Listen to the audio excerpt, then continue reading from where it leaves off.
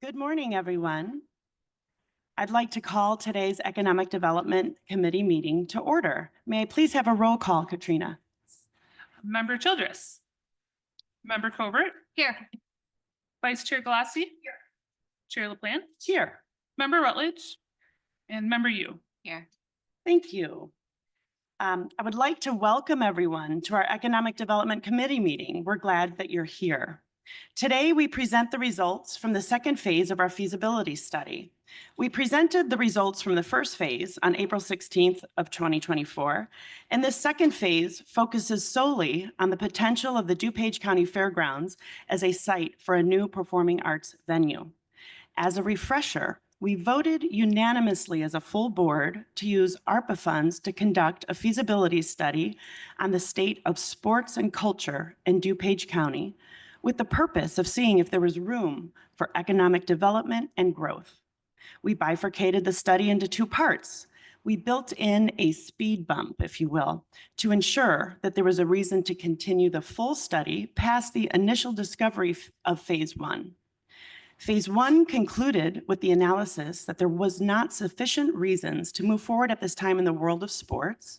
However, phase one showed that there was room and a need for more growth in the area of the arts. That brings us to today.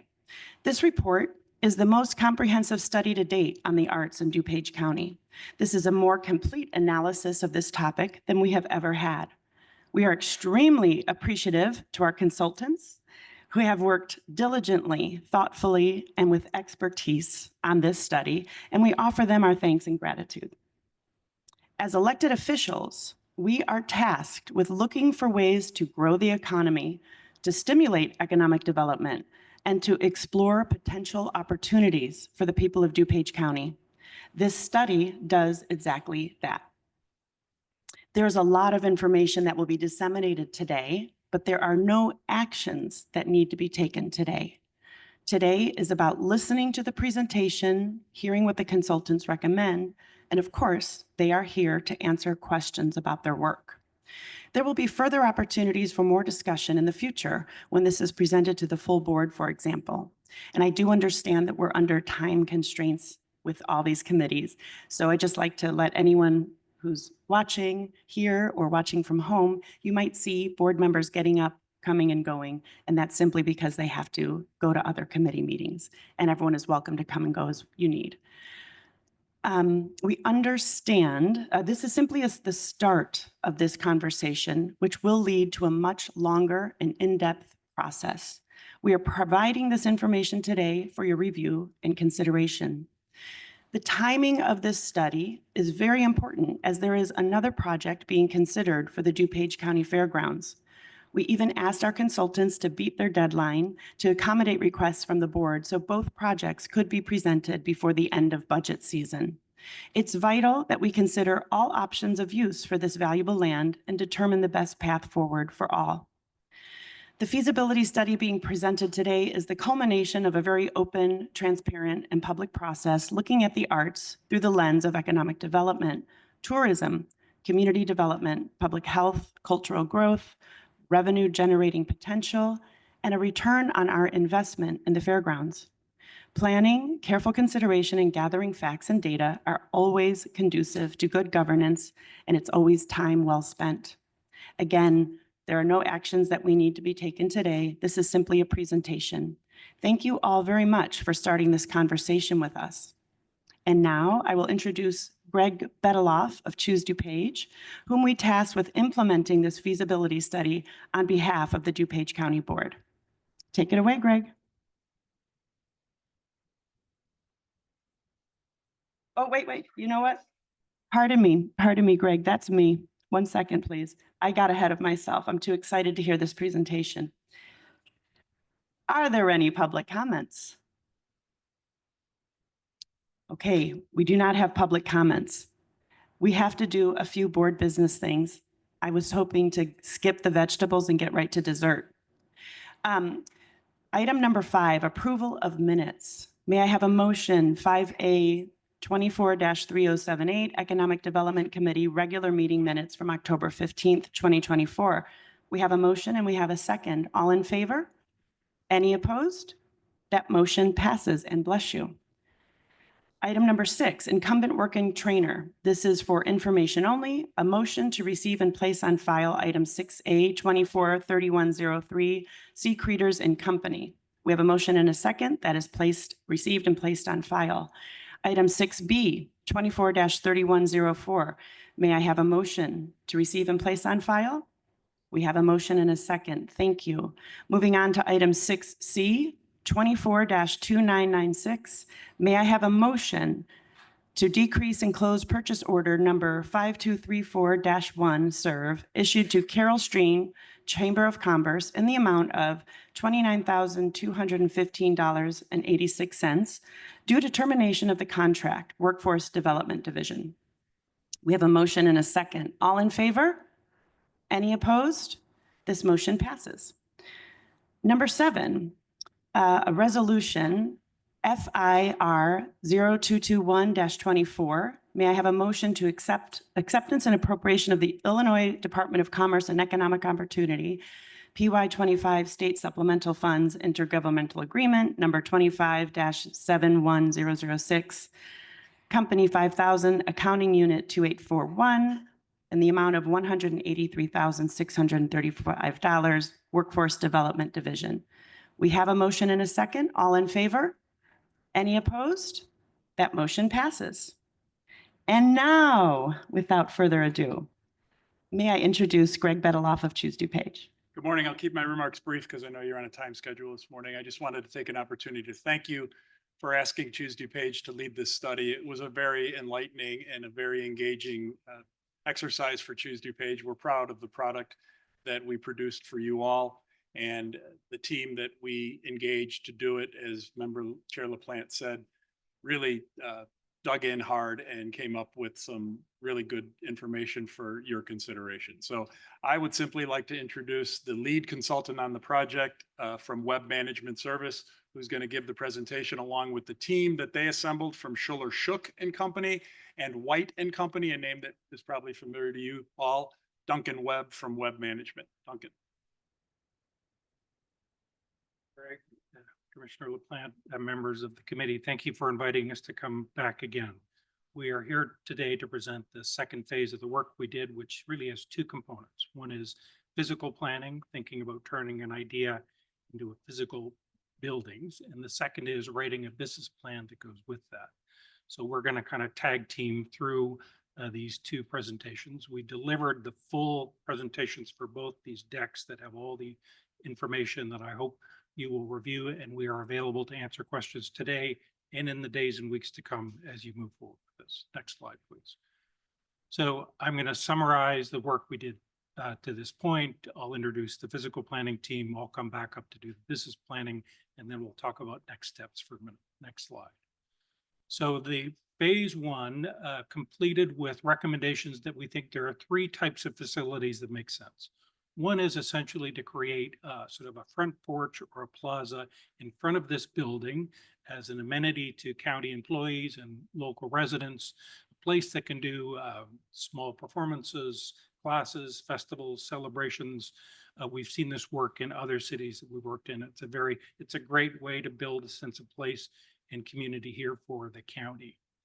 Secondly, we think there's an opportunity to improve what you have here at the fairground now, a larger outdoor event venue that can support performances, festivals, and other community celebrations. So we're suggesting sort of an incremental improvement to what you already have to make that better, more functional, and perhaps to attract a little bit more business. And the third thing, which is quite a unique recommendation, is we've said you should recruit Chicagoland-based arts educators to bring their programs to DuPage County, develop facilities for them, recruit them to come here and to operate their programs in music and dance and digital arts are the ones we've sort of selected to move forward with. So these are 3 very different ideas, but we think they all make sense physically and operationally. And now to just talk about how we turn that idea into a physical plan, I'll introduce Todd Hensley from Schuller Shook. Good morning. We'll go to the next slide, please. My firm, Schuler Shook, is a specialist in performing arts. So we joined the team to bring that specialty and that focus on sizing and shaping the recommendations that White and Company are showing in the succeeding plans here. So the elements that Duncan mentioned, the county office building plaza, we're imagining a light use, call it a light use amphitheater, but definitely lower in its requirements and lower in its capability and accommodations. Sort of an easy way to assemble a group. So you can see here, we're recommending about capacity for about 2,000 people. When we look at lawn seating and lawn standing and lawn lounging, those numbers vary. So we talked through the team with the ideas of how many assemblies will happen here and came up with these recommendations for the aggregate square footages.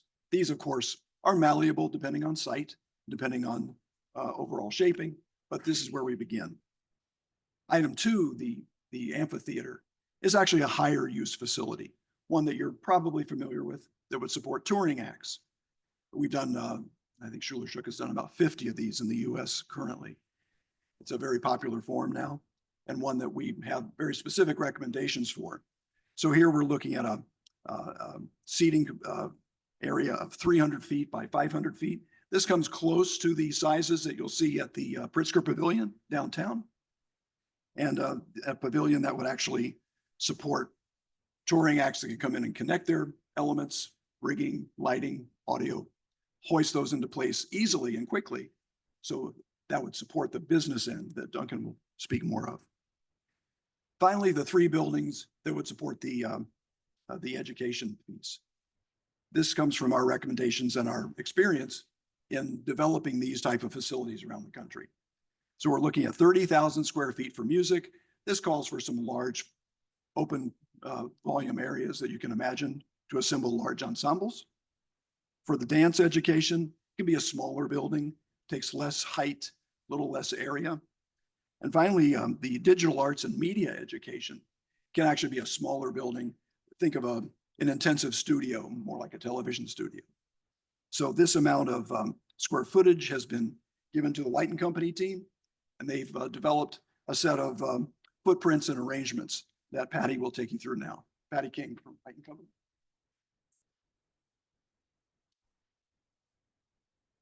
Good morning. How are you today?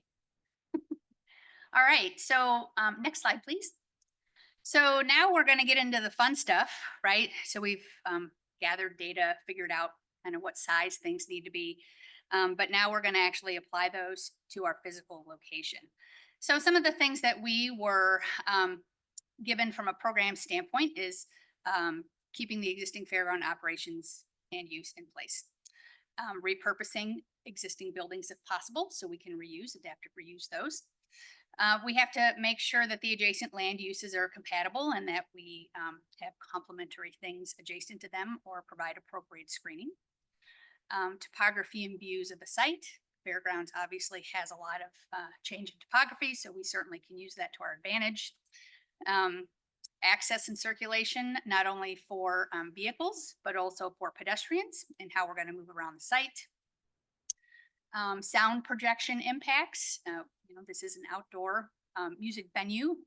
Doesn't have to be gigantic, but we will generate some sound. So making sure we're good neighbors is important on this. Stage and lawn orientation for performance issues. Early on, we had heard rumblings of the DuPage future location. So the first few concepts we're going to show you didn't quite have the detail that we have at the end. So, but I am going to take you through those just so you can see our process. And then we also knew at the time that there were thoughts of, but at the adjacent middle school, there was a potential performing arts facility that was going to be built. And I believe that referendum passed. So there will actually be that component built at the adjacent middle school. So it's a nice compatible use. All right, next. Okay, so we have 4 initial concepts to walk through with you today.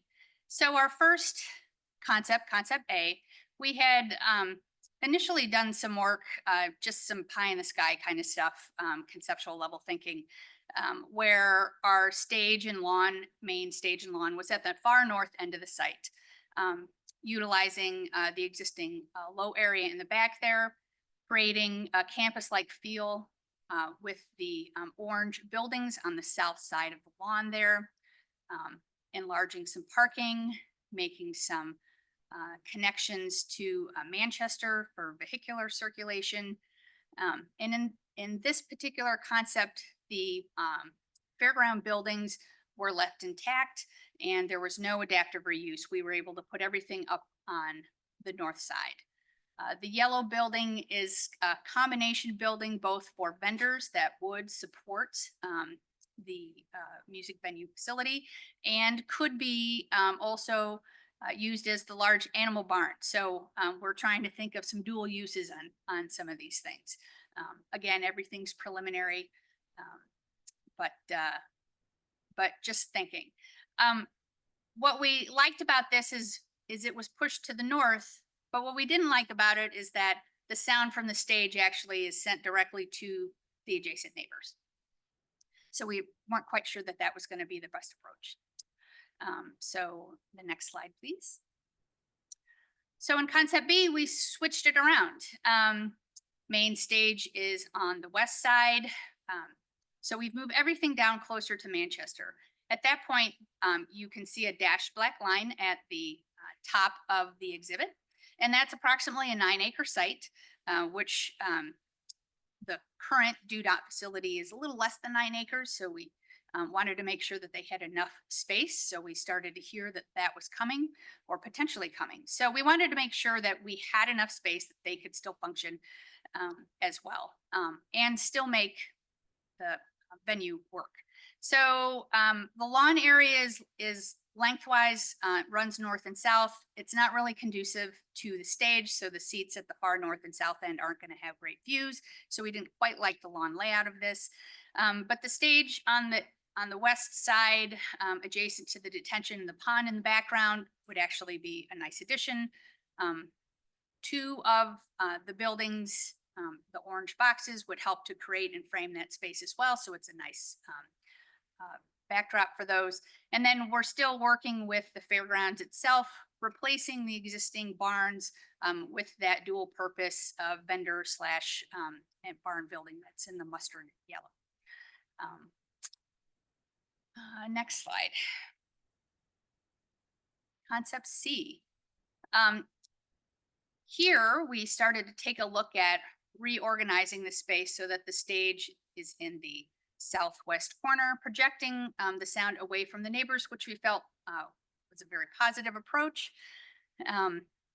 The large music education building helps to create some space and a campus-like setting along with an adaptive reuse of the two existing fairground buildings. So we're starting to create and continue that campus-like feel that the county buildings already have on this piece of property. It also makes a really nice buffer for the neighbors as well. Just some streetscape in that to help contain the events. Access into the site, parking is on the outside, which is really a great way to do it. So the inside of the space becomes all pedestrian related, which keeps everyone safe moving around. And we were able to squeeze in the small stage in this one as well. And if you noticed, we've shown that we have two locations for the small stage in all of these concepts.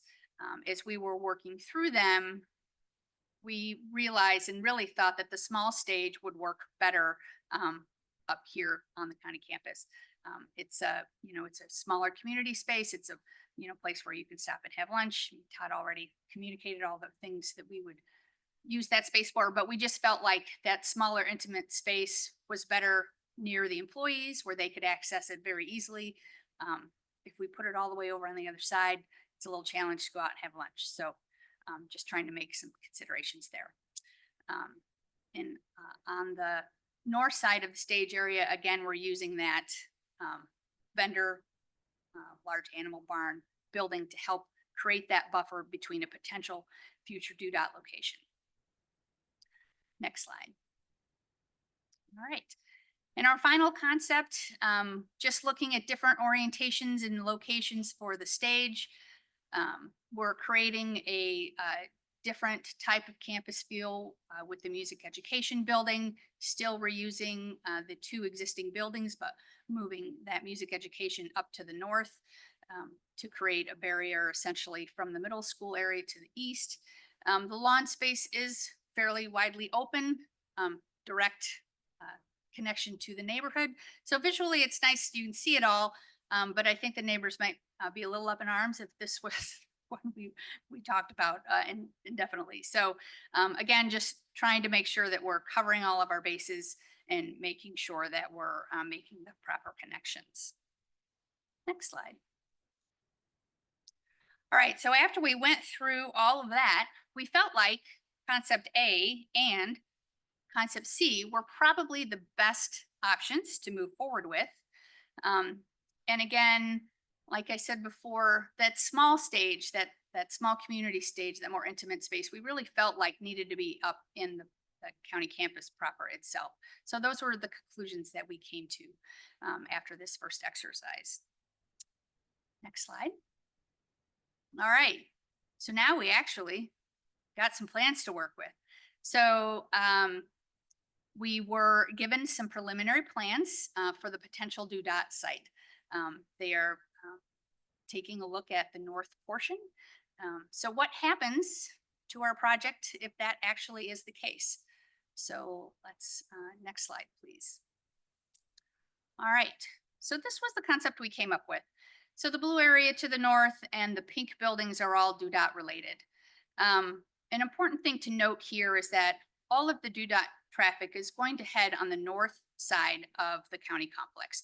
So well, hopefully, but from the information that we've been given at this point, that the traffic for the DuPage operations is going to head to the north and then go to County Farm Road. So it really eliminates that traffic issue that we were potentially thinking we might have it with the venue down on the south end of this particular location. There's convenient parking, both to the parking garage and some surface lots. So the existing lot that's at the southeast corner of the existing garage still works as a surface lot, both for DuPage operations and for the venue. It does create some nice corridors through the space from a vehicular standpoint. Easy access in and around from Manchester to all of the parking and actually through the county campus as well. So traffic can move easily through this particular concept.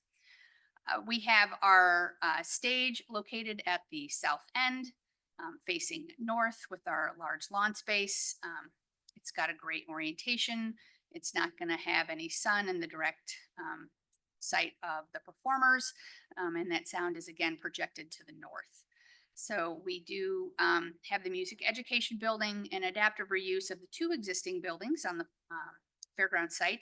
So again, we really liked that campus feel that we were starting to create in one of the earlier concepts. We felt like that's an appropriate response for the existing residential that's on the south side. And the other nice thing about this is there's a small parking lot and a staging area for the stage, which is going to be important for the stage use and function. So that's got to be there in order to bring acts in and move all the equipment around. So we've got a nice place to have that as well. That's immediately to the west of the stage, the blue box number 1.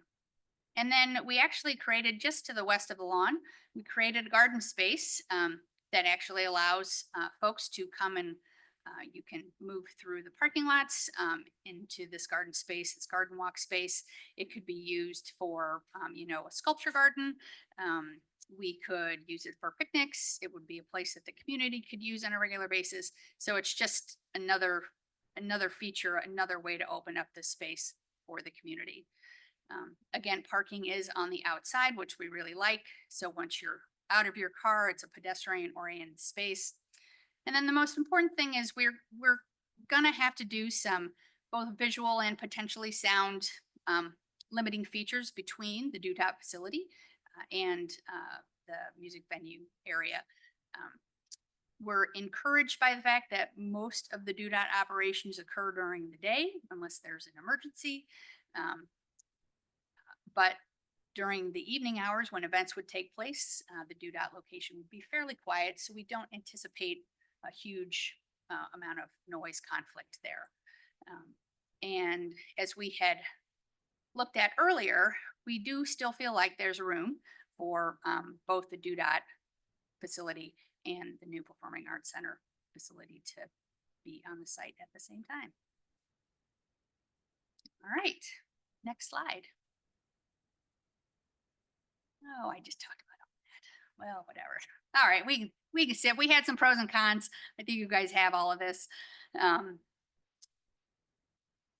think I hit all those. Next slide, please. Thank you. So the cons, not an ideal adjacent land use, and that's discussing both the DuDOT facility and the Performing Arts Center. We feel like we can manage that though. It's not completely detrimental to the Performing Arts facility. Limited opportunity for expansion. That is correct. We are filling up the site with both these projects. I believe that there's ample space in their current configuration. I don't have privy to any of the DuDOT conversations at this point, so I don't know what type of expansion needs they might be looking for. So obviously that'll need to be a piece that'll need to be looked at if this project moves forward. It is a very compact layout, but I don't always see that as a bad thing. But again, it is close together. Potential visual and noise pollution from the DuDOT site, I believe we can manage. And let's see, yeah, we could add some visual screening just to provide an appropriate backdrop for our arts venue. So nothing on that list is insurmountable. If we felt like it was not a compatible use, we'd let you know, but we feel like this is very possible. Next slide. And we've talked about that.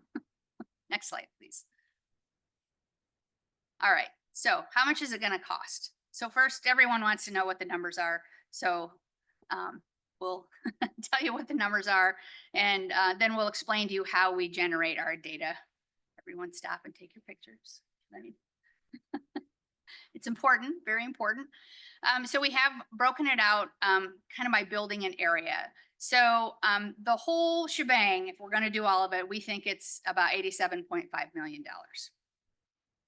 That aside. So our county campus plaza and small stage is about 7.5 million. Our outdoor performance venue is about 15 million. Our music education building, which is directly south of the stage, would be 27 million. Our music education, our dance education building is about 15 million, and that's an adaptive reuse. Our digital media education building is about 9.5 million. That's also an adaptive reuse of an existing building. And then there's site work and other amenities that really didn't fit in one neat category. So there's about $13.5 million worth of additional site work that will need to be accommodated. Next slide. All right. So we at White & Company, we have a in-house cost estimating department. And we work with them hand in hand as we're working on projects. So we actually look at real-time trade contract pricing. We have historical data from bids that we've received, and we're able to generate budgets at various stages of design. So they're used to getting a cartoon, as we like to call them, and asking lots of detailed questions from us, because although we might have a lot of ideas in our head, they're not necessarily translatable to paper at the time. But they are able to extract enough information to appropriately estimate the projects. So these numbers are all in budgets. So they include appropriate contingencies, they include escalation, they include soft costs and other related architectural and engineering fees. So we look at that as a complete price. Next slide. On some of the initial concepts that we looked at, our estimators did quantity takeoffs for all of the proposed improvements. They have square footage costs based on similar types of buildings anticipated for the level of quality and the programs that we're going to use there. So let's see, for example, the cost for the music, dance, and digital media education buildings account for premiums appropriate to their functions, including large volumes, longer spans, acoustic enhancements, specialty finishes, and advanced technology. Renovated structures will be upgraded to meet current codes, incorporating envelope enhancements and aesthetic treatments to create a cohesive and modern campus appearance. The lawn areas for spectator viewing are included in the cost of their respective outdoor performance venues. So the small on the county campus and the large on the fairground site. The fairground site work assumes extensive grading and to ensure proper sight lines for the outdoor performances, as well as the development of pedestrian and vehicular pathways and parking. And additionally, the site costs cover screening of the DuPage site, service areas for large outdoor performance area, and the animal vendor structure and the garden path. Next slide. All right, and now I'm going to bring Duncan back up to wrap us up. Thank you, Patty. And I just want the work that they've done to be clear as regards the potential doing this with the DuPage development above it. Our physical planners have said there are pros and there are cons, but overall, we believe that this is something that can happen. None of the cons are, as Patty said, insurmountable. So we believe that it does represent a solution to putting both of these projects on that site. All right, so the second part of my work was writing a business plan. It's really 3 business plans for 3 sets of facilities. As regards the Civic Plaza, the idea is to animate it with events and lunches and classes. It can be mostly free programming, although Todd has said it's probably possible to sort of gate it so you can have small ticketed events there. But I think it's mostly for free events. We think it should be operated internally. Probably your public works group can take on the responsibility for programming, maintaining, and operating the venue. Next slide, please. So I created a little pro forma for this, essentially saying that if you did about 75 of the events a year, and that's little, some presented live performances, but also films, runs, rides, celebrations, there's a direct cost associated with those events, and then there's cost to maintain the facility. It starts off at a little over 200 grand a year, but it's all variable costs essentially. So it will cost however much you decide to program. If it's 25 events a year, it's a lot less. If it's 100 events a year, it's more. But 75 events a year is 200 grand and escalating a little bit each year beyond that. Next slide, please. So the larger outdoor venue, you already have the operator of the fairgrounds, the Fairgrounds Authority. And here, this is a bigger, more ambitious project. And the key to this project is attracting live entertainment. That's a very competitive business. There's other projects occurring in the region. So you have to have an operator who knows how to access that product and then who can promote that product. So you have the opportunity to work with the Fair Authority again on that project. You have another opportunity, which would be to negotiate with private event organization. One organization has already come forward and said that they are interested in the possibility. They're a big national company. They've asked not to be named because they don't want their name floating around in public. But it does give us some confidence that we think there is a potential operator out there for this project. So the options are you can either put it on RFP for that operator and negotiate one of these commercial organizations, or you can get the Fair Authority as the operator and have them subcontract with a company like this to do the programming. Remember, that's the hard part, being able to book that touring live entertainment. So good options there, but I think the thing is, don't wait until you're doing the physical planning to start this. We think you can start looking for an operating partner soon towards the execution of an MOU with that kind of organization. Next slide. So I've created a pro forma that is essentially from the perspective of that operator. So, and note that I'm only programming this large outdoor space 25 events a year. So we're not being super aggressive with how much program. 25 events a year, it's a combination of touring events and celebrations and festivals.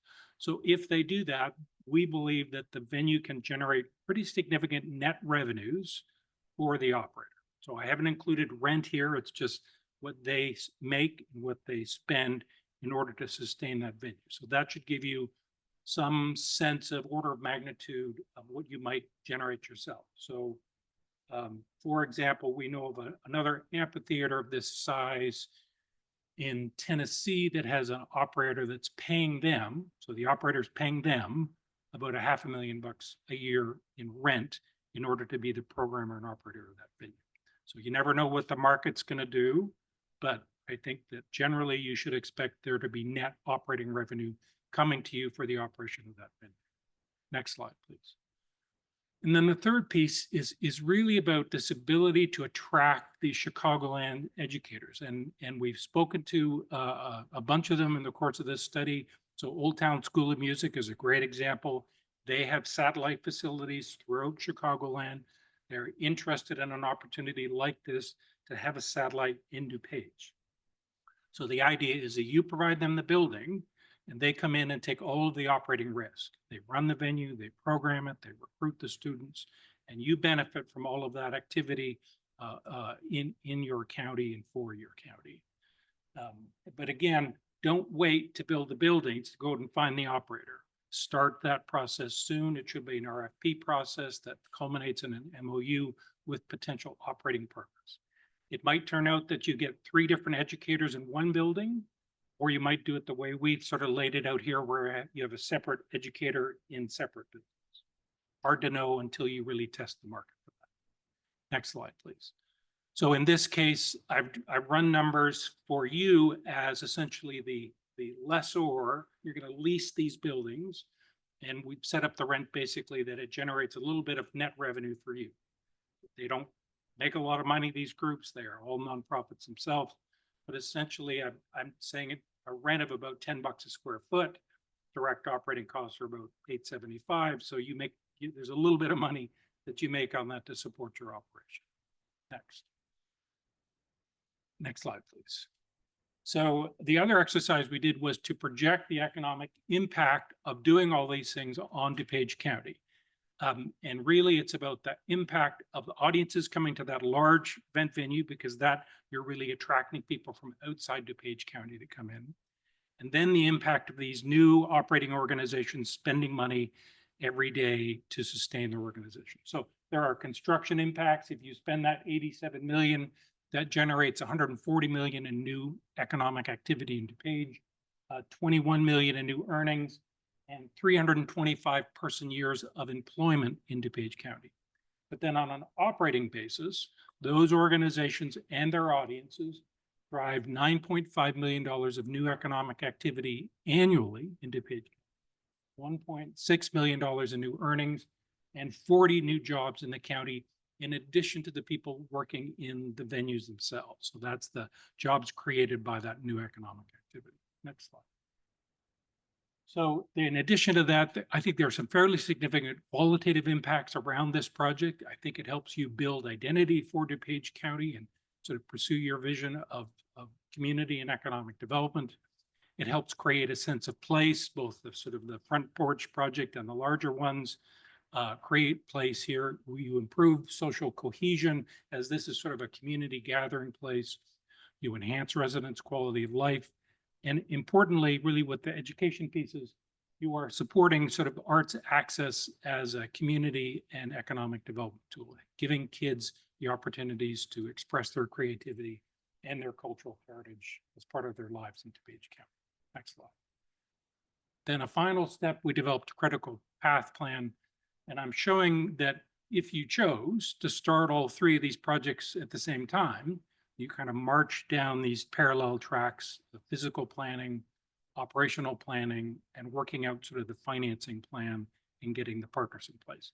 If you did that, the smallest project, the thing in front of this building, happens over 3 years, and that's, you could do it quicker, but if you just march sort of incrementally and methodically forward, that's a 3-year project. The other 2 are more likely 4-year projects to get through financing, finding partners, design, construction, planning, and operations. You might decide to prioritize these, in which case you might do one first and then other one second. You might split up the arts education pieces to do them separately. But I think there's a good way, this kind of maps out how you can march these projects forward. Next slide. And finally, a few things. One, if you do decide to proceed with the DuPage project, it's important that folks representing the ideas that you've seen today stay connected to it to make sure that the choices you make on DuPage don't compromise the ability to put this project on the south part of that site. So stick with White and Company and these guys, make sure that they are looking at some of those advancing plans so that you can still do these pieces as and when you decide to do it. Then identify internal resources to march some of these things forward, working with Public Works, with the Fairgrounds Authority and others to really move these projects forward. But then, as I said, it's important to go out and find your partners soon. And that means partners both for the larger outdoor event venue, but also your partners for these arts education facilities. We believe they're out there. We think an RFP process is a good way to find them. And we believe that in both cases, you can advance those partnerships to an MOU, which should then give you the confidence to go into physical planning and construction. All right, I think that's it for our presentation. Should I open the floor for questions? Member Guston. Thank you. Thank you very much. A great presentation. I love all the planning and the analysis that you guys have done to present that to us this morning. There's a lot of information there. I did have a couple of questions. I didn't see a traffic increase report, like a report on what the traffic will look like for the residents there.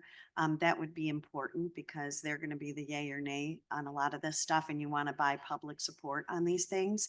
Also, you didn't talk about the train track noise. So I didn't know if that was an element to, or any concern. And maybe that is the need for a noise reduction wall or not. I'm not sure. And then also, the other thing I was thinking about, the cost all in is 87.5 million. I'm assuming though that there's private investors that people would talk to see if they wanted to participate or be a part of it. I don't need an answer now, but I'm just assuming that would be the case. The other thing is analysis. I know that in the city of Aurora, the mayor is actually going to be doing a concert venue, residential business district near the outlet mall, which is near the casino and also kind of on our border of DuPage. So they'll be drawing the same probably customer pool or some of the same customer pool. Would love to know what effect that might have on it. There's also another property just off of Ferry and 59 that has been slated for a long time as kind of a sport concert parcel. Don't know if that's coming forward or if there's any market for that. If there is no market for that, how do we make sure that there is a market for this? On a smaller perspective. So those are just kind of the few things that need, I think, a little bit more analysis so that people will have an opportunity to go through the information. Thank you.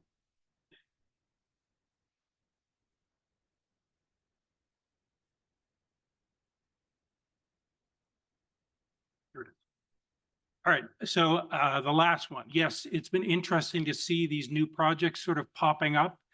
We have been tracking them, and we don't think that they really compromise or damage the validity of the concepts that we put forward. The front porch is easy. It's just going to be very easy to do and really has great value locally. The large outdoor venues can succeed and compete with indoor venues. Again, we're not being aggressive in our programming. It's only 25 concerts a year. So we think that in summer months and a great outdoor venue can do that, as it's essentially doing now. So we're just kind of taking a very minimal step up on the amount of programming. And the arts education venues are the whole different world from that.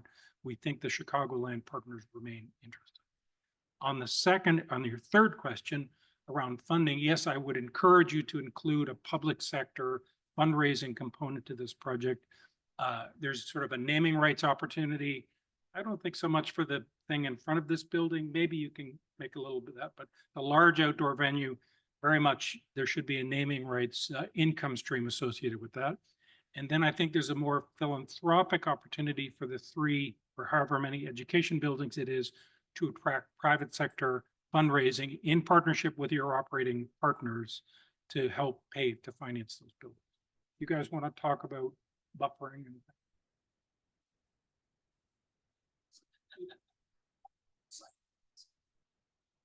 It's a good question about there's a train line not too far from this facility. There are a couple of things in our favor. One, it's lower down in elevation, and there's a potential to buffer it with a building. But I think the greater point is most outdoor facilities, when you think about them, are on transit ways. They're near rivers, highways, or train lines.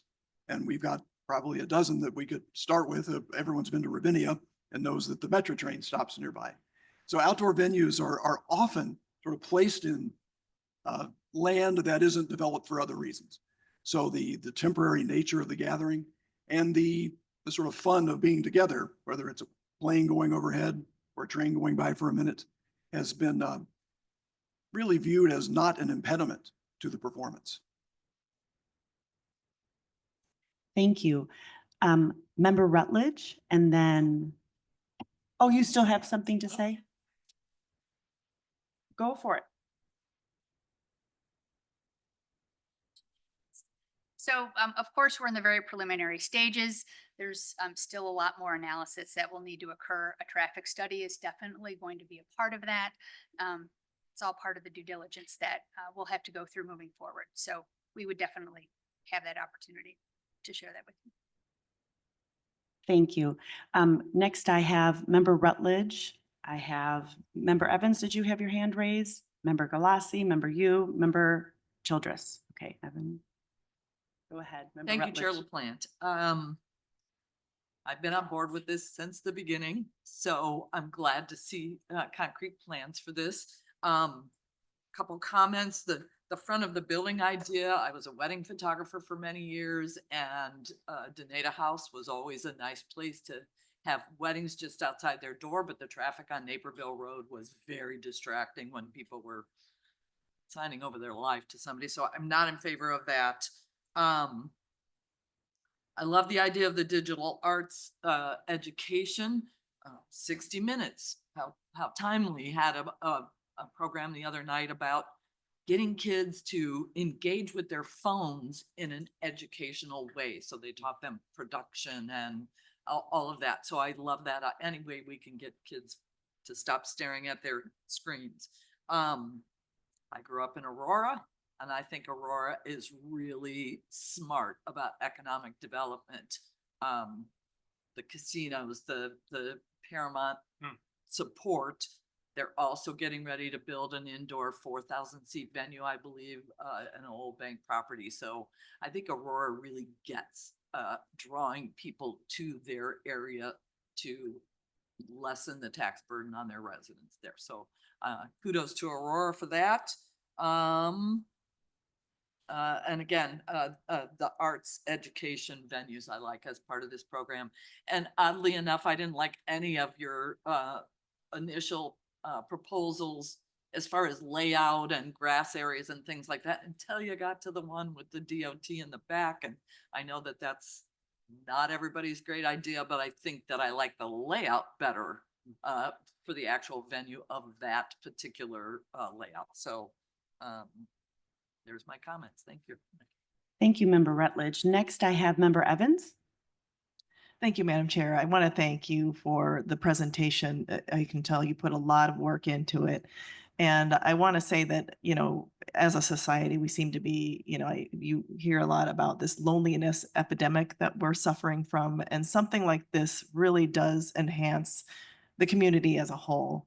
I'm mostly interested in the large outdoor event venue. Can you help maybe illustrate what type of acts would go in there, like what size? It's not going to be Taylor Swift, and it's not going to be, a coffee house acoustic guitar player. I'm just kind of curious what types of acts go to something that size and whether or not we could also use, if it's multi-purpose, like we have Veggie Fest every year. Is that, is that the type of venue that could use a food festival also?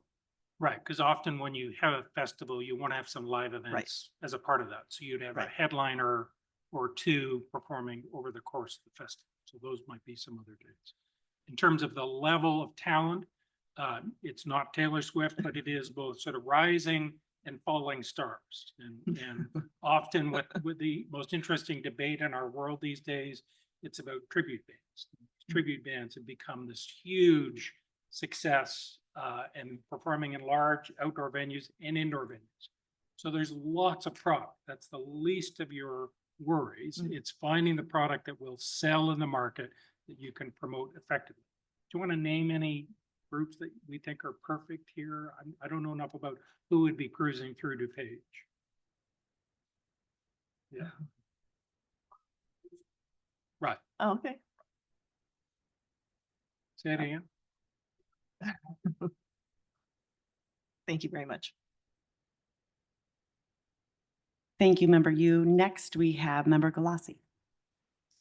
Thank you, Madam Chair. I just want to echo what Member Evans said. First of all, amazing presentation. I liked to see how you walked us through it from concept all the way to, business plan.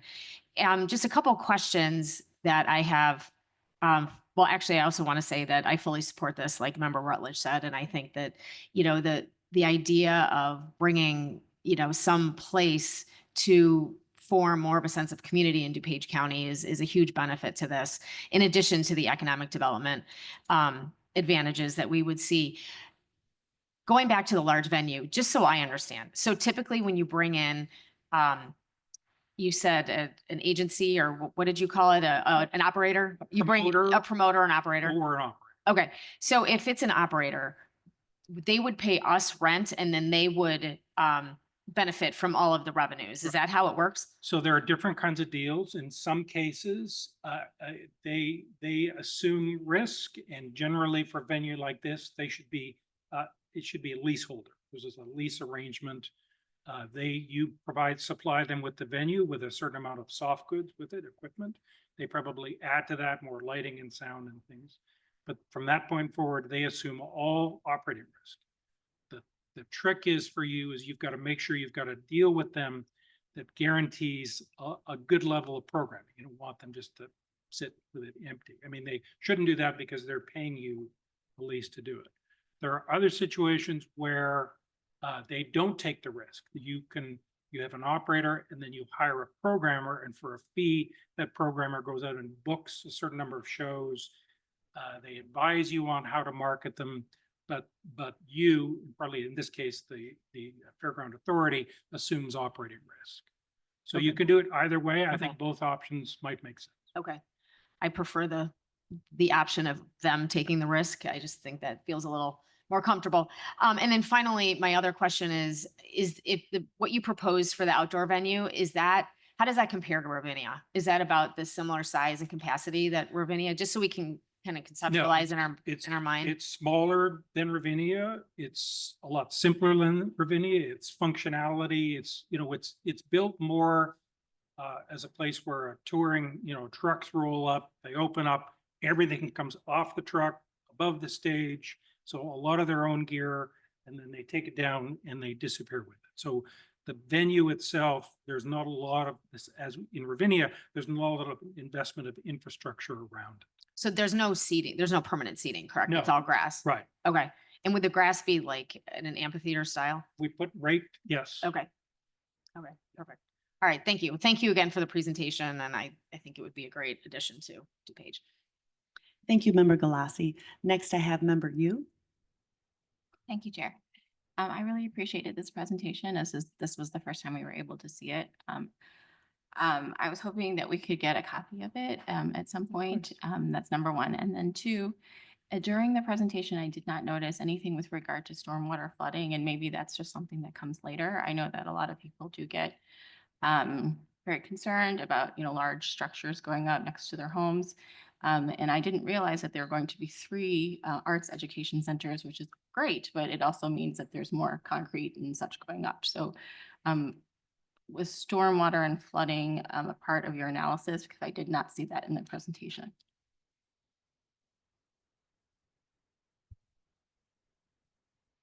We're very familiar with the stormwater ordinance here.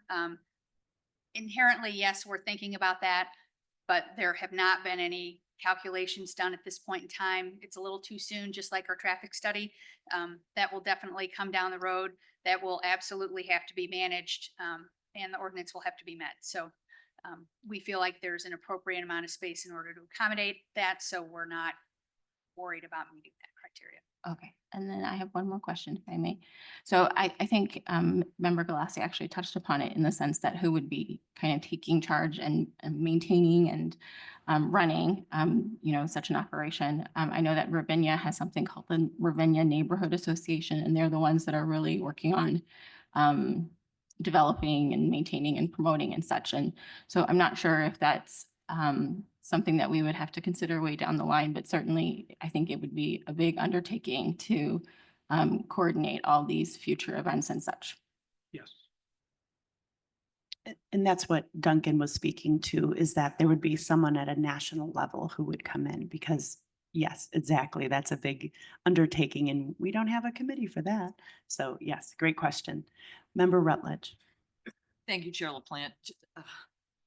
At one other thing and another thought. When my kids were in high school, they were in the show choir, and they often went to schools down near the Indianapolis area. And I was always blown away by the quality of the art venues that they had in those schools. So clearly taxpayers supported those kinds of arts. That was just my observation. The other question I had is, since Choose DuPage is our economic development arm, I'd love to hear what Greg thinks about this project and what would mean for DuPage County economic development wise. Inches from a clean getaway.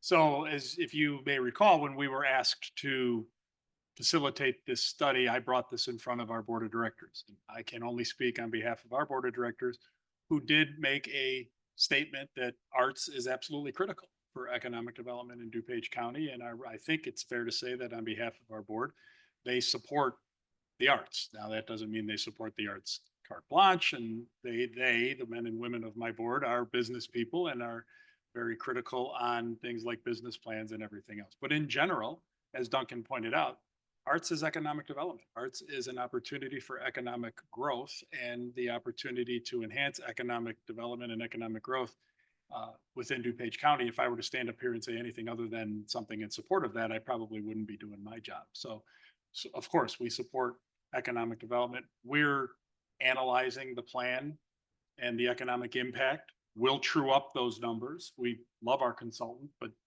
they're a consultant, and we want to make sure that we have the software, and we'll do complementary analysis, and we will run the traps on the project as well. Thanks for letting me put you on the hot seat. Happy to do it. Thank you, Member Rutledge. We have Member Desart and then Chair Conroy. Thank you. Member Childress had to leave early, but his question was this. If we went in for the whole $87.5 million plan, what is the anticipated date on return on investment? Well, they start to return. The little piece outside this building is open at the end of year 3. If you decided to accelerate that, I'm sure you could do it at 2. The other 2 projects, the larger outdoor venue and the arts education facilities, we have them running out to open 4 years out into the future and then starting to generate returns. Again, I think we've been pretty conservative for those. I think you could accelerate any or all of those pieces. But at this point, 3 years for out front, 4 years for the other 2 sides. Okay, thank you. And I apologize if you had that up on the screen earlier, but those numbers were a little hard to read. Yeah. So my questions are these. I had to chuckle when you said Public Works would be involved in this because I looked at Nick's face going, what? But my questions are these. So these would be beautiful facilities, but who would run them? For example, talked about in the smaller stage that there would be employees going out for lunch and watching performers in the venue. But who would actually schedule those performers for every lunch from the spring through the fall? And who do you see? Oh, the gardens. The gardens sound wonderful, whether it be the garden path or regular gardens, or you mentioned also sculpture gardens. Who would maintain those? Our staff? Right. So in all cases, in the pro forma that I did for the venue in front and for the others, all of the costs to operate those venues are included. Staff costs, maintenance costs, site costs. I'm not, you will decide where those resources come from and how to do that, but the budgets include the costs of every element of operating these venues. So it's not just, here you go, please run this venue, good luck. It's, here's what we think it'll take to run it. Here are the resources we need to do it. Let's plan how to do that and execute. All right, thank you so much, and thank you for your presentation. Thank you, Member Dessart. Chair Conroy?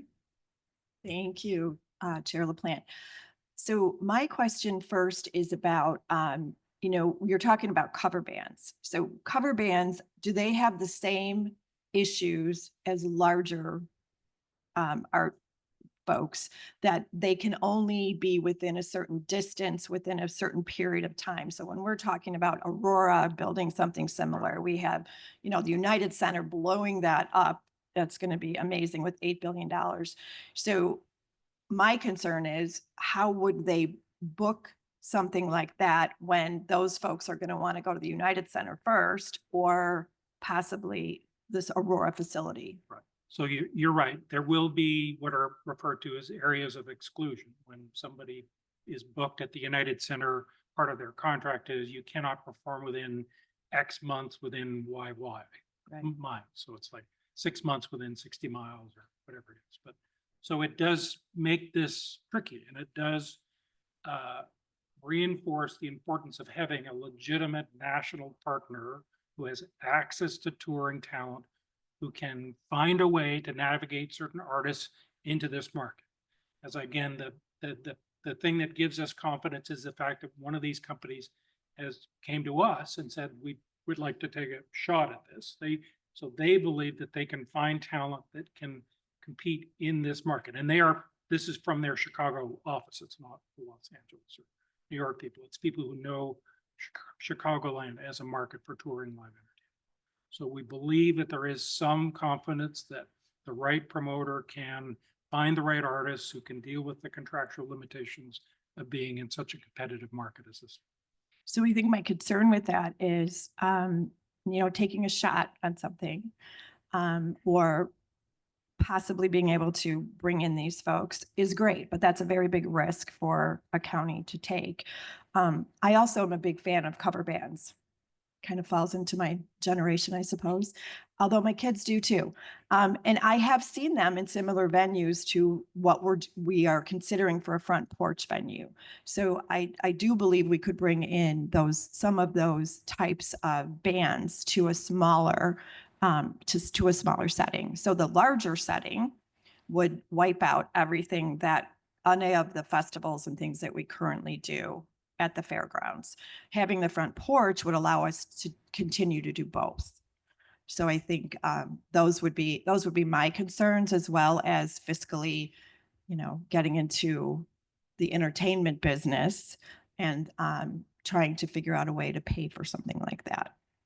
Good comments. But again, what we stress to you is, don't spend capital money before you get a better handle on the risk. And the risk is going out looking for partners now and trying to get an MOU with partners for the large outdoor event venue and the arts education facilities that gives you a reasonable sense that you're spending your scarce capital on projects that will succeed. Yeah, I think that the risk is something that needs to be seriously considered. Correct. For the larger venue. Thank you. Thank you. And I can't help it. I have to, as a musician, just put in a plug for there's things other than cover bands. So for example, Chicago is known for having internationally one of the biggest and best blues and jazz scenes in the world. That's something we can bring out. We can bring a diversity of art. We can bring a diversity of music, of everything that would really help diversify DuPage County. So there's symphonies that are looking for space. There are jazz bands, there are jazz orchestras, there are blues bands. So just to keep everyone's minds sort of open to all possibilities here. And I do believe that all of those could be on the front porch. I truly Mhm. do. And I think that we should consider that perhaps we should put our feet in the water there first and Mhm. see just how much that risk might become if we go on a larger scale. Right. And so that's what I was talking to you earlier about, is that there can be lots of different stages and visions and everything like that. Thank you so much. Yes, I think that was the compromise I discussed with you. I think so. Are there any other questions? Okay, seeing none. Thank you so much, Duncan. Thank you, everyone, for this wonderful presentation. I'm hearing this presentation for the first time alongside all of you, so this is really interesting information and long awaited. We will get a copy of this proposal to everyone so you can look at it. I know there's a lot of, I couldn't see those small numbers myself, so you'll all get a copy of that. I know Duncan has to go catch his flight. Safe travels home. Thank you, everyone. Moving back to our agenda, we have another item that's up for discussion, item number 9, which is a request for the Village of Westmont, 9A. We have, one moment, please. This is item 9A 24-3096. It's a request letter from the Village of Westmont. Is this simply to receive and place on file? This is just a discussion. Okay, no action, no nothing. So does the committee want to move forward with the funding request for the natatorium that Member Galassi brought up for $50,000 for the natatorium in Westmont? Those are the questions. From what fund should the money be taken? Member initiative or ARPA interest? Should the agreement be with the Village of Westmont or the natatorium itself? Those are topics of discussion. Member Covert. Thank you, Madam Chair. I think it's, natatorium, no issue. I think every district has needs and every district is different with their needs and requests. What I wanted to know was, we do have a $300,000 allocation. Each district gets a $300,000 allocation. I believe that's called the member initiative. And I just wanted to know whether this project will be paid through the allocation amount or will it be paid through another fund? So that's my question. Nick is going to come up and answer that. Thank you very much. That is the exact direction we're looking for today. There are multiple areas that can be paid for. ARPA interest, the individual member allocations, contingency. We would like some direction from this committee so that we can move it forward, and that's what we're looking for. Okay, so in that case, I would support, spending money out of the allocation that we received. So I think it would be fair to everybody, every district, instead of taking out any extra funds from somewhere else. I have Member Evans, then Member Galassi. I have basically everyone. Are you writing down the order by any chance? I'm trying. Okay. Member Evans, why don't you go first? Thank you, Madam Chair. This natatorium is an amazing facility, and from what I understand, the way the bid fees work, there's a timing issue. So the allocation, the member initiatives with the $300,000 per district, that will not go into effect until next year, correct? And so I think in the essence of time and trying to get these bid fees, I would support helping our natatorium, and the return on our investment is huge for these types of things. And I am okay with it coming out of contingency. And plus, I feel like it, and so many of these agendas, I see these closing of the contracts and, there's all this money left over. So are there other, it seems like we have a healthy budget and some carryover from the end of this cycle. Is that correct? The other option, and that's up to this committee, obviously, is ARPA interest. Currently, we have $262,000 left in ARPA interest. The previous allocation to the natatorium, if I recall correctly, was out of ARPA interest. That actually, to be honest with you, the contingency, although we do have 2024 contingency dollars, the problem is this is a programmatic thing. And so it would have to come out of 25 contingency. We'll never get there in time. Thank you, Member Evans. Next, I have Member Galassi.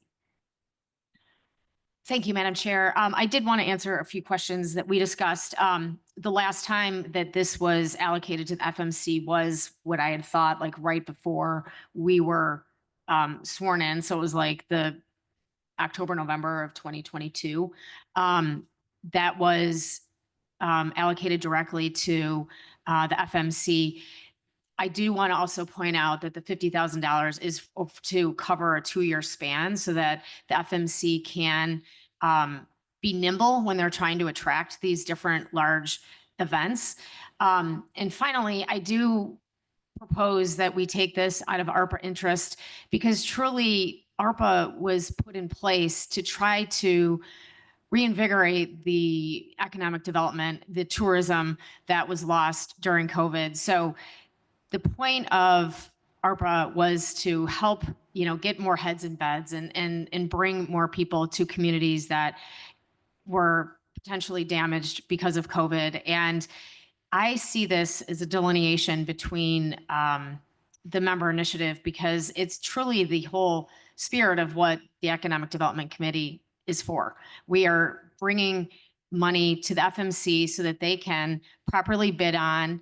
And it's also, I do want to clarify, the money is also used to kind of make the FMC right. When they're bringing in a tournament, there is a large opportunity cost that they experience. So for an example, if during a normal weekend, they would bring in $25,000 worth of revenue from different swim clubs renting their facilities. When they have a tournament there, that revenue goes away because they can't rent to those different swim clubs. So part of it is for bid fees, but majority of the money is to really make FMC whole for these lost revenues when they're not able to rent their normal schedule to the different swim clubs. So I do just want to make that clarification. But the numbers that we've been given is that this is a 10-to-1 ROI when if we invest, the $50,000, that's the ROI that we're going to be getting. And because of that, I believe that, it is the spirit of what ARPA was, given to the communities for. And it is a different animal than a member initiative because of that return that the entire county will benefit from. So that is my proposal to have it come out of ARPA interest for those reasons. Thank you very much. You made excellent points. Thank you for bringing those up. Next, I have Member Krajewski. Yeah, thanks. Thank you, Chair. This has nothing to do with member initiatives or district needs. This is economic development for DuPage County. And, we had a referendum on the ballot a couple of years ago, advisory, it said, yes, support economic development. We want to make DuPage a place for tourism, for people to come here. So it's either business travel or we commission studies for sports and for performing arts. Unfortunately, on the sports end of it, we don't have the facilities like Indianapolis or Cedar Rapids, et cetera. But we do have a bowling alley in Addison that's one of the largest in the country that can host professional. And we do have the natatorium, which is a Olympic professional pool. So we do have those facilities already in place. So to the extent we can encourage travelers and tournaments that go international tournaments and national ones to come here, we already have the venue. Unlike we're looking at performing arts, we don't have the facilities and you had the presentation. Or on the sports one, we put it aside because New Lenox is going forward with the huge baseball complex to rival what Indianapolis has or Cedar Rapids has.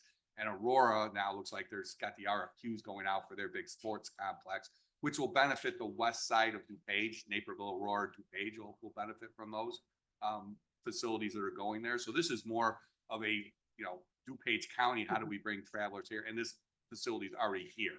Some of the other ones, if they want to make DuPage a sports destination, they need to build these things to have them come here. Otherwise, they're not going to be coming here.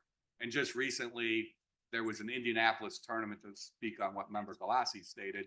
It's to make up the delta. There was a tournament that's been going to Indianapolis every year that they just bid on, but it was $7,500 was the difference between what they would normally get for the pool and what they had to offer it for.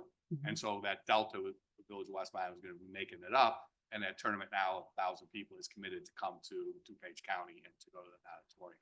So this has nothing to do with district needs and member initiative. This is to help encourage more traveling to DuPage County.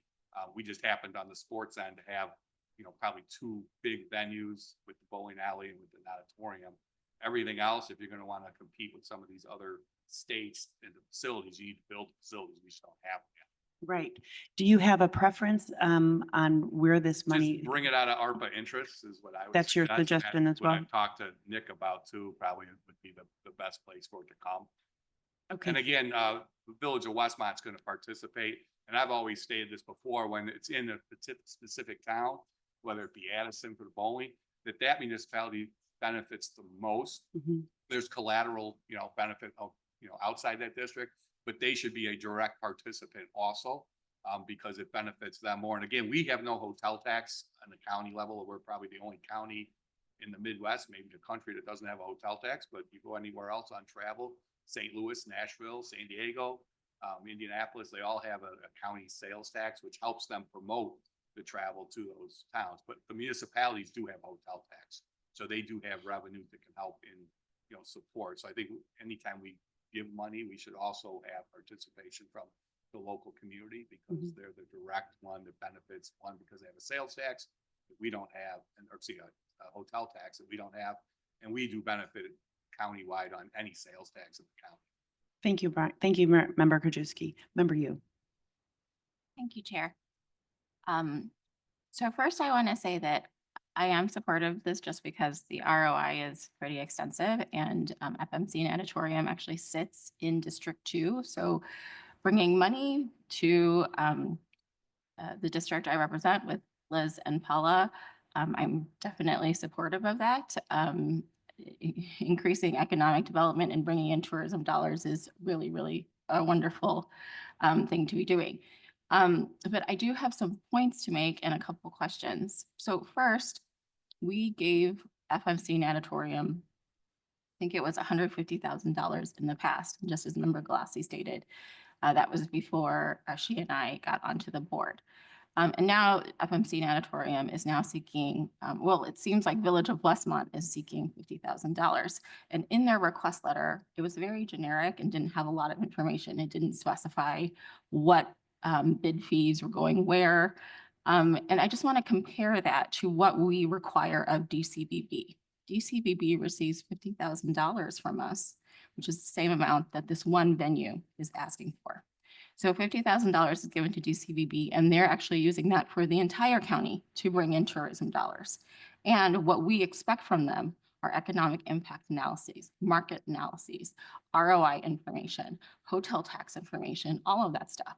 So are we going to be asking FMC and Auditorium for the same, for all that information as well, so that we can know really what the ROI is, really what the hotel tax and hotel dollars and all this other stuff that's happening? And I don't know, I can't tell, obviously, from this request. And when we asked DCBB to give us more information so that we can give them more dollars and such, which we did in the last year, certainly, I think we gave them 100,000 or more. We asked them for very specific line items of where this money was going, where it was going, where it was projected to be going, et cetera. So I just want to see if that is going to be part of this request. And maybe that's not required if it's a member initiative. But if it's coming from ARPA interest dollars, maybe that is something that we need more information and details about. And that leads me to another question, which is this money going to the Village of Westmont? And are they the ones that are going to be promoting and developing and bringing in these events and paying out these bid fees? Or is it the FMC and Auditorium, which is owned by one person, I believe? I think it's a nonprofit organization. Whereas in DCBB, they work with staff. They work with Igor, who is part of the entire sports commission. They're the ones who are experts, right, in this particular field, are bringing in tourism dollars. So I think I'm just a little bit wary of the fact that we're giving 50,000 to the FMC natatorium, no questions asked potentially, but we ask for a lot more from DCVB and the Sports Commission for the same amount. Thank you, Member Yu. We just did that with the MAC. We asked no questions and we just handed over 2 different checks for $50,000. So there, I would say that there is not, doesn't seem to be one sort of approach here, right? And maybe that is the point you're making. But this is, there has precedent for this type of a request before because this board just did it with no, just did it recently. So next I have Member Rutledge. Thank you, Chair LaPlante. I'm just gonna kind of chime in to Member Krajewski and Member Galassi. I think this should come from ARPA interest. The member initiatives, I think, are more local. They are more, let's help the little guys. The natatorium is globally recognized, and the benefit of this disbursement to the village of Westmont will spread over more than just District 2. So for that reason, I don't believe that it should come out of member initiatives. I think it should come out of ARPA interest. Thank you. Thank you, Member Rutledge. Member Desart. Thank you. Just a couple of notes. Number one, we are the elected board, so we make the decisions and we can ask our staff to do anything that we want them to do. So a couple of questions for Nick, and Nick and I did talk on the phone a week or so ago. Can we release the MIP dollars for District 2 and District 3 early? We're the board, we can choose to release that money. And while you're up there, second question is, and I'm so glad that that our money's up, because when you and I spoke, we thought our interest was $250,000, and you're saying it's 262. So if we gave the natatorium ARPA interest money, then I think it would be only fair to divide the $262,000 6 ways for the 6 districts, which would be about $44,000 per district. So those are 2 financial questions. Thanks, Nick. Okay, you're absolutely correct. I mean, ultimately, it's the board's decision how you want to pay for this, how you want to move forward with the ARPA interest. That is your decision. I mean, whether we do it out of member initiative, whether we do it out of ARPA interest, that's the direction we would want to have. If we're given the interest or if you're giving us a direction to move forward, state's attorney and finance would negotiate with Westmont, bring back an IGA that would have some of the, member use points, some of the items, maybe the benchmarks you're looking for in that IGA. So my guess is that wouldn't come back till December, most likely. But as far as your question regarding member initiatives, once again, it's your program. If you want to release money early, that's your prerogative. Okay, and also, you say it won't be back until December, like that's a long time away, when it's like 2 weeks. December's in 2 weeks. It would not be, we would not have an IGA in front of you guys next week. There's no way we can negotiate it. And assuming that Westmont can negotiate very quickly with us, we would have it back in December.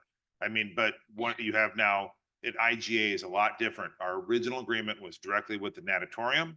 It was a very straightforward agreement, and IGA is a different level. And so we have no problem. And the reason why Westmont would go to Westmont, it is my understanding, and you two can correct me, they are going to put in some of their own money, and then they will help control to some of the points that were raised out here about how it's administered with the natatorium and control that. So that is why it would be with Westmont. But we would need those documents regardless of where the money came from, with Oh, yeah, ARPA interest or MIP. Absolutely. Whatever happens, we need an IGA with Westmont. But that won't happen until December, no matter what. Correct.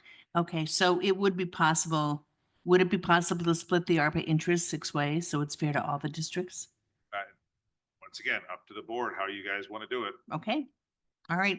And it would be, and you're saying, just to recap, it would be fair for, or it would be possible to release those MIP dollars for 3 and 2 early.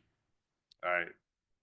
I mean, this is a program that ultimately the chair is recommending and the board approves when it comes down to the 2025 budget. So obviously that's a departure from the program that the chair recommended. Thank you. Yeah, I'm not against the natatorium. I just want it to be fair for all districts. Hi, Jeremy. Hey, so just some clarification on the member initiative program. When you say releasing them early, you mean before the combined resolution that we would do in March? I am, yeah, because they're saying they need the money for the natatorium earlier than when it would be released. I mean, it's your program. You can give us the direction. We've been. Yeah, that's the one thing I'll add. The member initiative program, just for clarification too, does not exist if it doesn't get passed in the budget, when we pass the budget. If you want to give us different direction on the timeline and criteria of what we're going to do with the member initiative outside of the statutorial requirements for monies to be spent by the county, we'll take that direction. But we've been operating under that timeline that we presented on October 22nd for the plan. So we would need some direction, myself, Connor, and Mary Catherine, if you want to change the way that we're going to allocate and push those monies out. Thank you very much, Member Desart. I have two more. Well, because we have to get to a consensus soon. It's in the interest of time. First, we have Member Krajewski, then Member Galassi. Thank you. And this Well- is to answer a couple Okay. questions regarding, I think the DVCP should be involved in coming up with the numbers. And they should be working with Westmont and Auditorium to provide the numbers that come up. I will disagree that Igor is a expert in this. In fact, we wouldn't even be here today and an auditorium wouldn't be on the map if it wasn't for the last minute county coming in. Nick and Greg were both at the original meeting when I was referred by the Park District of Westmont to go meet with the auditorium. Igor had been involved. First, he was trying to run the tournaments by giving them the Delta. Then he was trying to run the tournaments himself.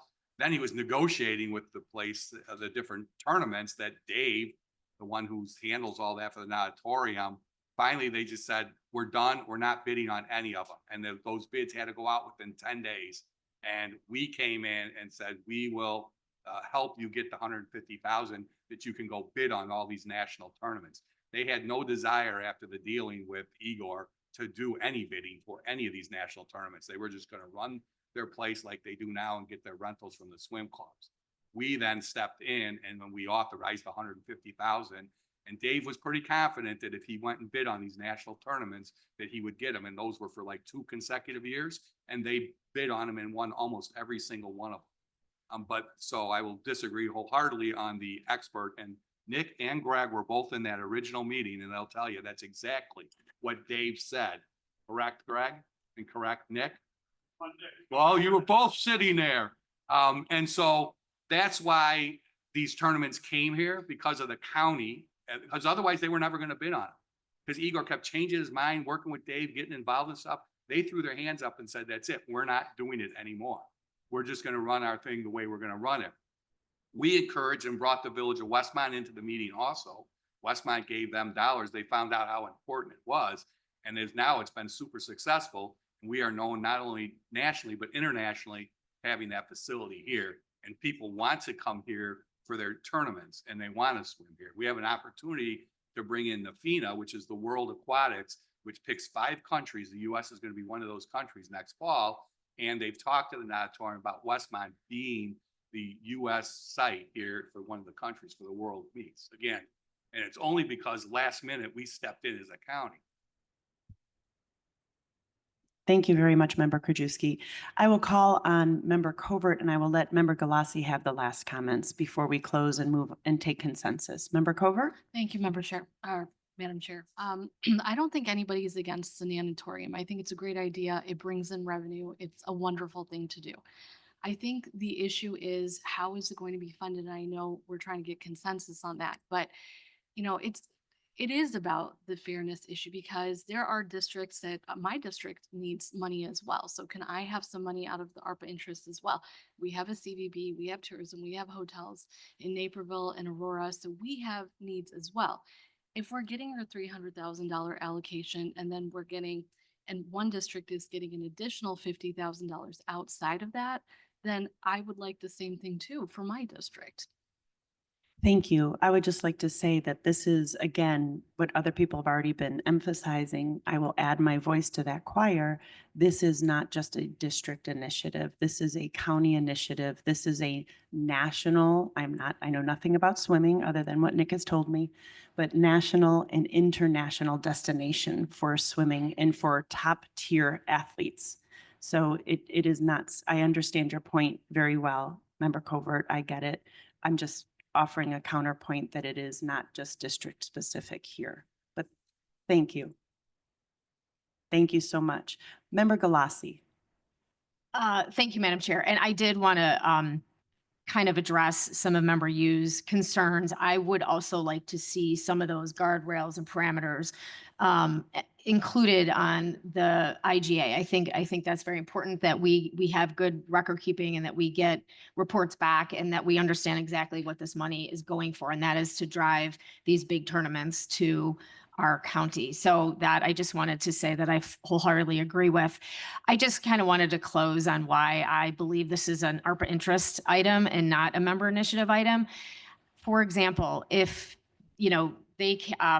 the DCVB came to us and said, we want to bring another large bowling tournament, which is the other facility in our county that can really drive this kind of attendance and economic development to us. I would not suggest that come out of, Member Childress's member initiative. That is something that benefits the entire county. And for that reason, and again, I go back to, this is the whole point of an economic development committee. We are supposed to seek and find opportunities to bring tourism, economic development, more dollars to the bottom line of our constituents. And that is what this project does. It has been proven to do that. And that is why I do believe very strongly that this should come out of ARPA interest and not out of the member initiative. Because if every time we're now evaluating an economic development opportunity of this scale, we're asking the member initiative money to fund that, I think that takes away from exactly what Member Rutledge said, the whole ability and point of what the member initiative is for, and that is to help the smaller, more local, aspects of what our needs are in our own district. So I believe very strongly, and I will go back to the bowling alley example. I would not expect the members of that district to use their member initiative to support and bring in dollars to the bowling alley. That is something that benefits the county. And that is what, it's not just national. This brought in 50 Olympic swimmers to our county. That really puts DuPage County on the map. That gives us great exposure. It was an amazing event. And to think that that is only benefiting, the districts 2 and 3 is, to me, not looking at the global picture. Thank you. Thank you, Member Galassi. So now we're going to seek consensus. I would just like, before we take our sort of consensus vote, the first Economic Development Committee that I chaired, do you remember that we had the conversation? It's our job to go out there and come up with new ideas to drive the economy, to bring in tourism, and to be creative and think outside the box. So I would just like to say thank you, because that's what this is. So that's what today's whole meeting was about, basically, new opportunities and looking at new revenue streams. So we have 3 options on the table as I see it. Someone can correct me if I'm wrong, but we're looking for a consensus to either, yes or no, of course, first. But if we were to fulfill this request for $50,000, does it come from ARPA interest, contingency funds, or member initiative funds? Correct? So first of all, how about a consensus that this is a project that we would like to invest in? Please, a show of hands, and committee members only, please. So Member Childress, you do not wish to.